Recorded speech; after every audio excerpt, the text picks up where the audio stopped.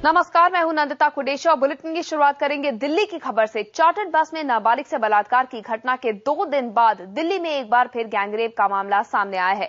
घटना न्यू अशोक नगर की है, जहां 3 लड़कों ने 10वीं की छात्रा को स्कूल जाते वक्त गाड़ी में अगवा कर लिया और उसके साथ सामूहिक बलात्कार किया। पुलिस ने मामला दर्ज कर एक आरोपी को गिरफ्तार कर लिया है, जो कि रिश्ते में लड़की का भाई लगता है, जबकि उसके 2 दोस्त अभी तक फरार हैं।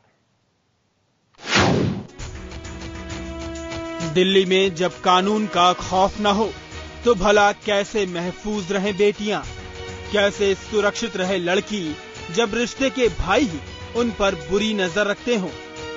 नाबालिग लड़की से गैंगरेप की वारदात से देश की राजधानी एक बार फिर शर्मसार है। आरोप है कि 15 साल की एक लड़की के साथ उसी के रिश्ते के एक भाई ने अपने 2 साथियों के साथ मिलकर सामूहिक बलात्कार किया। पीड़ित घर वालों का आरोप है कि तीनों आरोपियों ने 10वीं की छात्रा को दिन दहाड़े उस वक्त गाड़ी में अगवा किया जब वो अपनी सहेलियों के साथ स्कूल जा रही थी। सुबह लड़की स्कूल गई थी तो उसे रास्ता में से उठा लिया उसके चाचा, पंडित चाचा ने, और उसे लेके पता नहीं कहाँ लेके गए, मुझे ये नहीं पता। और उसके साथ 2 लड़के ने तो मतलब उसको रेप करा और एक बाहर निकल गया, उसने निकल। लड़की का आरोप है कि गाड़ी में उसके रिश्ते का भाई प्रदीप और उसके 2 दोस्त अमित और राहुल सवार थे। ये तीनों उसे अशोक नगर से अगवा कर एक फ्लैट में ले गए। रास्ते में उसने सरोजनी नगर का बोर्ड भी देखा था। फ्लैट में ही तीनों लड़कों ने छात्रा के साथ गैंगरेप किया और उसे धमकी देकर छोड़ दिया।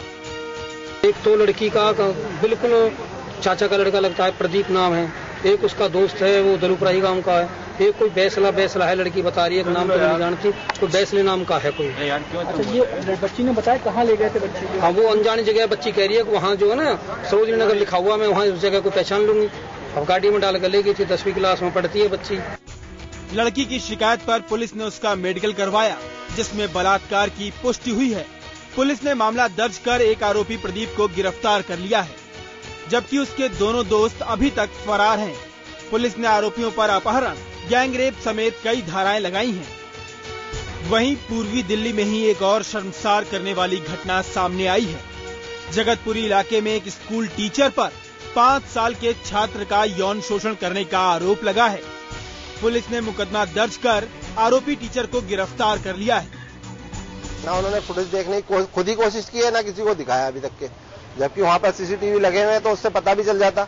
उन्होंने लेकिन कोई कार्रवाई नहीं की है, बल्कि वो अपने टीचर के बचाव में ही खड़े और बात को घुमाने की पूरी कोशिश करते रहे। देश की राजधानी में हुई इन घटनाओं से साफ है कि मासूम बच्चे और बेटियां अपनों के बीच ही महफूज नहीं हैं। लेकिन एक सच ये भी है कि इस तरह का गुनाह करने वालों में कानून का खौफ नहीं है। पुलकित नागर, दिल्ली, IBN 7।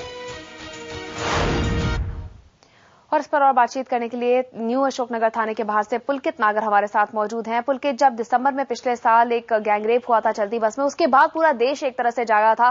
कानून बनाने की बात की जा रही थी, सख्ती दिखाने की बात की जा रही थी, लेकिन ये सारी बातें धरी की धरी सामने रह जाती है जब ऐसे वाक्य सामने आते हैं।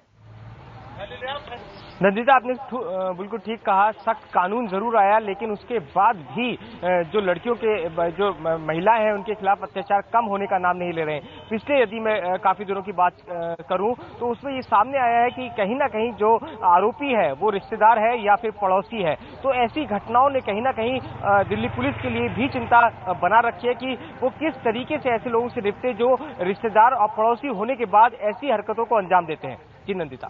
बिल्कुल, और इस मामले में जो 2 आरोपी फरार हैं, क्या उनको पकड़ने की पुलिस अब कोशिश कर रही है? किस तरह की जांच कर रही है? देखिए, प्रदीप की गिरफ्तारी के बाद जो दोनों आरोपी थे अमित और जो राहुल है, उसकी पहचान पुलिस ने कर ली है, लेकिन वो घटना के बाद से ही फरार चल रहे हैं। पुलिस की कई टीमें लगातार उन्हें ढूंढने की कोशिश कर रही हैं, जो उनके रिश्तेदार हैं और जो जानकारी उनके बारे में पुलिस को मिली है, उसके तहत वो लगातार छापेमारी कर रही है, लेकिन अभी तक उसे कामयाबी नहीं मिल पाई है। प्रदीप से काफी जानकारी उन दोनों लोगों के